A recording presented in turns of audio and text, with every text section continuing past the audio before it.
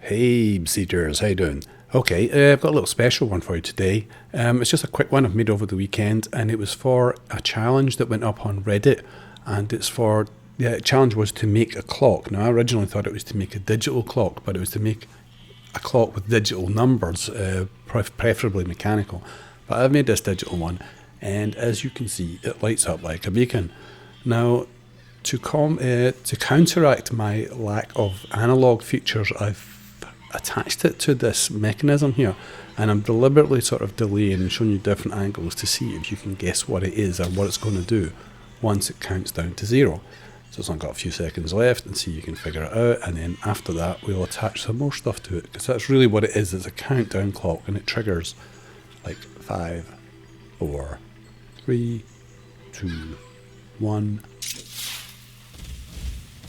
Yay! It's the Olympic symbols, Olympic circles. I'm not sure what you call them.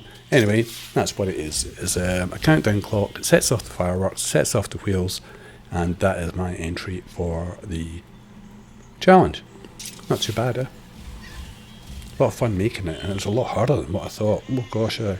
Anyway, we'll go into that in a wee bit, but for now, I will just, I'll show you some of the other possibilities and some of the things. Now, this one's getting put up on the workshop so that you can download it, but it does need the automaton cube, and this will be the last video I use it prominently in for a while, because I need to go back to making things that don't involve that.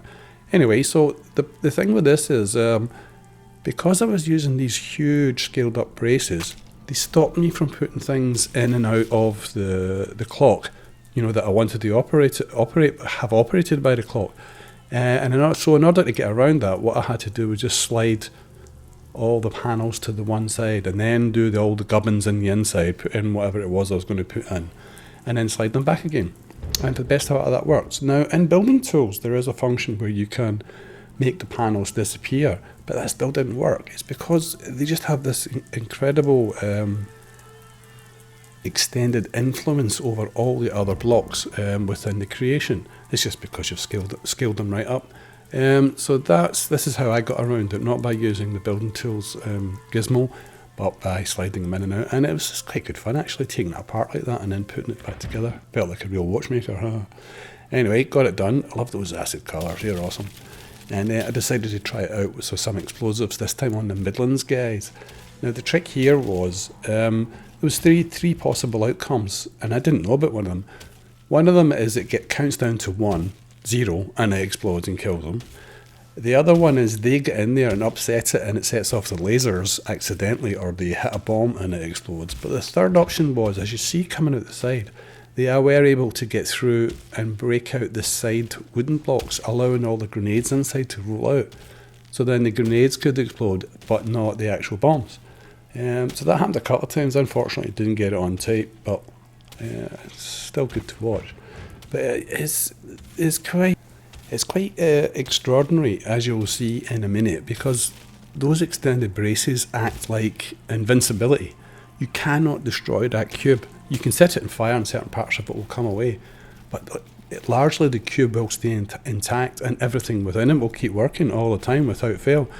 And I'm not sure why that is, but I'll put you'll see the display come up in a minute, and you'll see that it's definitely not got an invincibility on it. And I've just set off like 24 grenades and a dozen bombs beside it, and it's still in one piece, and it's been on fire, and it's been up through the ice. It's like unbelievable. It's a bit dented here and there, but you can still make it out. Look, see, no invincibility. How strange is that? So that's a good takeaway, that is.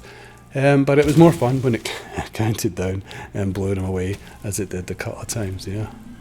So that was a lot of fun. But you can attach it to it. You need the letter W, and you just attach it to something. You can attach it to rockets, you could attach it to cars, whatever you want. Now, that's it for the main part of it. What I'm going to do now is just run down some of the workings of it. So some people will be interested in this, some people won't be, but I thought you maybe like to see the inside of it. How it works is, obviously, it's got a number of automaton cubes. It's one cube for each number, right? Because the numbers on the left, which stay on longer for 10 seconds, get lit up longer, but the ones on the left, the right, the second ones, they can only get lit up for 2 frames because it takes them nearly a full second to cool down from there. And if you hit it with any more than that, it all becomes a blur. So you can see the cubes here, they're all ticking away one at a time. It goes up, it just goes from 0 to 9 on one side and 0 to 6 on the other. And then there are 2 master cubes guiding all that. And there you can see the lasers just flicking on and off, like 2 frames, it's just like a couple of milliseconds and away it goes. But the effect is quite stunning, I think. I did try painting them black using the colour mod, but after one go on the automatron, they just revert back to the silver again. And just before we go, for anybody who is interested and wants to have a look at how I did the commands for it, they are there.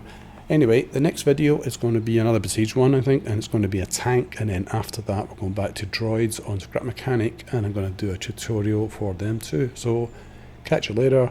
Thanks for watching. Bye.